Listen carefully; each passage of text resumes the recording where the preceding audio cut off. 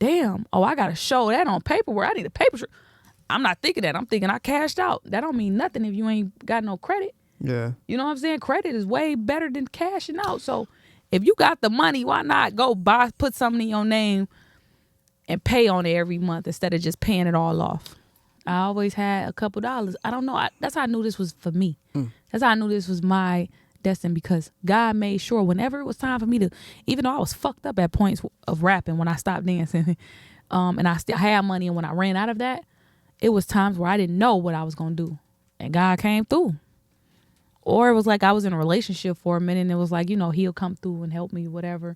But it wasn't like he just funded my shit. It was like he had his own life and kids. Well, one thing I did look at with when you were with Dex, I know he didn't like you going to dance. Oh, he hated. He used to give you money to like stay home, basically. Stay home. Listen, if any woman in the world wants to keep me at home, please pay him $500 a day. I will stay. No, I tell him I'm going. He be like, how much you think you gonna make today? I be like $1,500. He'll be like, stay home.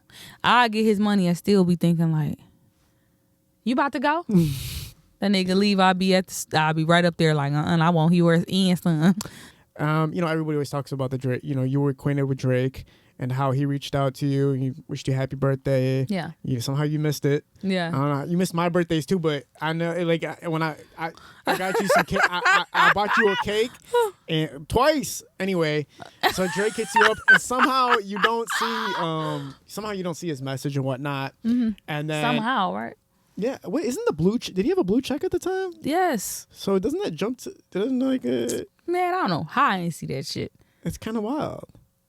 Now you're making me think all the women that ignore me may just not be seeing my messages. How many women DM? How many women's DM am I in? Yes.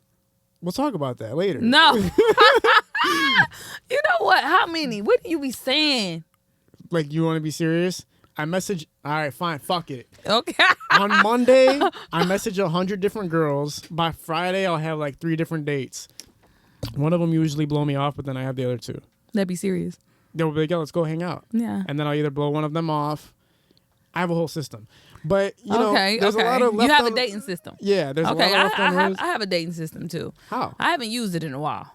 Okay, so pre-Tracy, or can I say that name? Am I allowed to say? That's cool. Okay, so pre-boyfriend, what was your dating system? Hold on. What is going on with these women? What are you guys doing? Like, what's happening?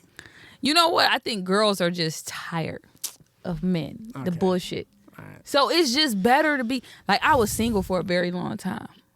Like, it's better to be by yourself. It's funner that way. You can sleep at night. You ain't got to worry about no nigga out here cheating on you.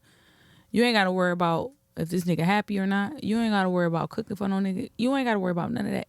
When you single, it feels good. I was single for a very long time at peace. That's how I was able to get so much done. A partner can fill up a part of your life that you can't really fill up sometimes. Like, there might be like a financial reason that you might want to be with somebody. There might be emotional reason that you might want to be with somebody. There might be so many different reasons why you want to be with somebody. If it's financial, it's not going to work out. Well, I know that for sure. If that's the basis of it. If you with somebody for financial reasons, it's not going to work out. Because when that run out, what are you there for? That's a good point. I never date a nigga for their money. Beyond it, the psychological aspects of it, being able to communicate with somebody on a regular basis. Because you can't... Being able to like them every day. No. Like, I mean, not like, oh, I'm head over heels for you every day. But like you said, being able to like a person enough to kick it with them every day, to come up with a plan, to execute together, to, you know what I'm saying? Like, live life together and y'all genuinely like each other. Yeah. Because it's beyond love. It's like for me. Yes. Because you can love somebody and not fucking like them. So for me, when I'm looking in a relationship, because everybody want to know why or what's the reason, I like funny niggas. I like a motherfucker to be funny. Because I know even if I'm broke and you broke, we going to be laughing. And it's going to bring my spirits up. You want a motherfucker that can change your mood. You know what I'm saying? For the better. Or that can positively motivate you or stuff like that. Like, I feel like a lot of people now is dating people for money to get material things when they can get the shit they self if they didn't waste their time on dating another motherfucker for some money. You trying to finesse this nigga out of getting you some money. Whole time you could have been using that energy making your own fucking money. when it comes to being broke, though, let's just say, Fuck being broke. I'm just saying, let's just, because you just I said, hate broke. I but like you just said, though, like somebody you can laugh I with when beat you're broke ass. somebody you can laugh with when you're broke, though. You said that, right? Yeah. Okay, so can you look at that aspect and say you would rather be broke and happy than rich and unhappy? Can you look at that, or is that still not? That's not real because I'm going to always make money. But genuinely, do you want me to be honest? Mm. I don't want to be in a motherfucking big ass mansion unhappy. I'd rather have an apartment and be happy. But I'm not doing it because I'm going to be rich. No, hey, hold on, let me tell you something. Hey, that's like really a hard question. But I like to feel good in the inside. That's how I make money. If I ain't feeling good in the inside, I don't want it. I don't give a fuck what it is. I don't care. I'm getting older. That money shit don't mean nothing no more. Yeah. I mean, you do have.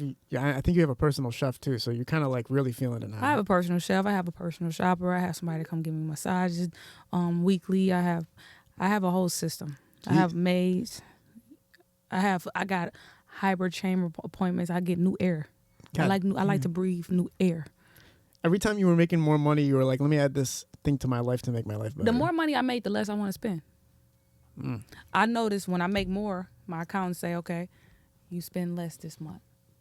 When I notice I make more, the less I want to spend. I like looking at that shit. Stack that shit up, but I'm gonna spend it. I'm gonna spend that shit. I'm gonna spend that shit. What? I am. I'm spending that shit. I don't give a fuck. You can't take it with you. Like what? I'm gonna leave it for everybody else to spend it. No, that's why I got life insurance for. They y'all gonna spend that, and the shit I make now, I'm gonna spend it. Y'all, I'm not lying though, right? It's too blunt, but it's facts. Cash and good. Now let me do what I want to do with my shit. Yeah. Shit, so I could be up in there like I'm good. Facts. No, facts. Let me get in that will. Get out. He sat over there and said, "This bitch make too much sense. Why she just happy saying that? Get me in that will." No, I'm not putting you in my will. I'll figure it out.